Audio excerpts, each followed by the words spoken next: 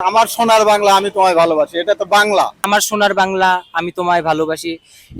এই ভালোবাসা তো আমাদের সোনার বাংলার প্রতি আছে। জাতীয় সঙ্গীতে এমন কোনো লাইন নেই যে লাইনের কারণে হচ্ছে যে আপনি চেতনায় উজ্জীবিত হবেন, বাংলাদেশ নিয়ে আপনি চিন্তা করবেন। আমাদেরকে দেখতে হবে কোন জিনিসটা পরিবর্তন করা উচিত এবং কোন জিনিসটা উচিত না। জাতীয় সঙ্গীত কখনো পরিবর্তন করা যাবে না, আর এটা জন্মসূত্রে পাওয়া। এই আমাদের এই যদি জাতীয় সঙ্গীত পরিবর্তন করা হয় তাহলে আমাদের জাতিসত্তাকে বিলীন হয়ে যাবে। আমার সোনার বাংলা আমি তোমায় ভালোবাসি, এটা তো বাংলা। যেটা জাতি ধারণ করে সেটাকে কখনো পরিবর্তন করা যায় না। আমি মনে করি যে জাতীয় সঙ্গীত পরিবর্তন করা প্রয়োজন, কারণ জাতীয় সঙ্গীতে বাংলাদেশের নামটি পর্যন্ত নেই।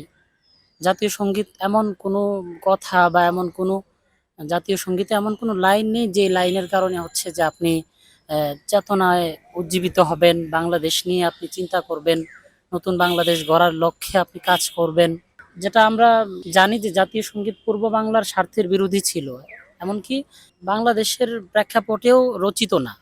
তো সেই সঙ্গীত কিভাবে আমাদের জাতীয় সঙ্গীত হতে পারে, বা আমরা এটাকে কিভাবে জাতীয় সঙ্গীত হিসেবে ধারণ করতে পারি? জাতীয় সঙ্গীত তো আমাদের স্বাধীনতা বহন করে। হ্যাঁ, স্বাধীনতার যে আমাদের বাংলাদেশের আদর্শ বা বাংলাদেশের প্রকৃতি, বাংলাদেশের যে ঐতিহ্য, সেটাকে ধারণ করে আমাদের এই জাতীয় সঙ্গীত। তো এটাকে পরিবর্তন করা মনে হয় না, মানে এই সমস্ত কথাবার্তা যারা বলে যে শুধু পরিবর্তন পরিবর্তন, আসলে পরিবর্তনের বিষয়টা আমাদেরকে দেখতে হবে কোন জিনিসটা পরিবর্তন করা উচিত এবং কোন জিনিসটা উচিত না। অবশ্যই সমর্থন করি না।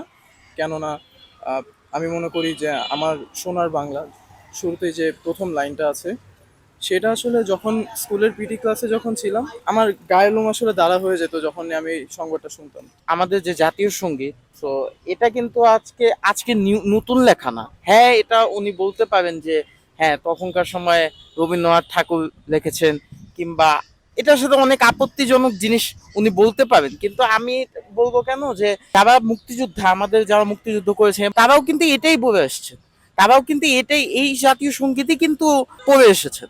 এখানে আসলে আমাদের ভেবে দেখা উচিত যে আমাদের জাতীয় সঙ্গীতে বলছে কি। আমাদের জাতীয় সঙ্গীতের মধ্যে লেখা আমার সোনার বাংলা আমি তোমায় ভালোবাসি। এই ভালোবাসা তো আমাদের সোনার বাংলার প্রতি আছে, এটার মধ্যে তো কোনো ভুল নাই। আমরা তো আমাদের সোনার বাংলাকে ভালোবাসি, এই জন্য আমরা আন্দোলন করছি, এই জন্য দেশটাকে আমরা মানে স্বৈরাচার মুক্ত করছি। বঙ্গভঙ্গের কারণে জাতীয় সঙ্গীত লেখা হয়েছে না কিসের কারণে লেখা হয়েছে সেটা কোনো ফ্যাক্টর হইতে পারে না, কারণ এটা কিন্তু বঙ্গভঙ্গের পরে 1971 সালে আমাদের জাতি এটা খুব সুন্দরভাবে গ্রহণ করছে। চাচ্ছি না যে আমাদের জাতিসংগীতটা পরিবর্তন হোক, কারণ এত বছর ধরে আমাদের বাঙালি জাতির মধ্যেই এটা ঢুকে গেছে। এখনো যে কেউ এই গানটা শুনলে তার গুজবাম করে যে এটা আমাদের দেশীয় একটা রবীন্দ্রনাথের একটা গান। তো এই কথার জন্য শুধুমাত্র এটা চেঞ্জ হয়ে যাক, এটা আসলে চাচ্ছি না। এত বছর ধরে আছে, এটাই থাকুক। জাতীয় সঙ্গীতের সিদ্ধান্তটা আকাশ থেকে পড়েনি। এটা যখন 1969 সালে গণ অভ্যুত্থান হচ্ছিল, 70 সালে হলো আমরা আমাদের একটা জাতীয় পতাকা ডিজাইন করছি।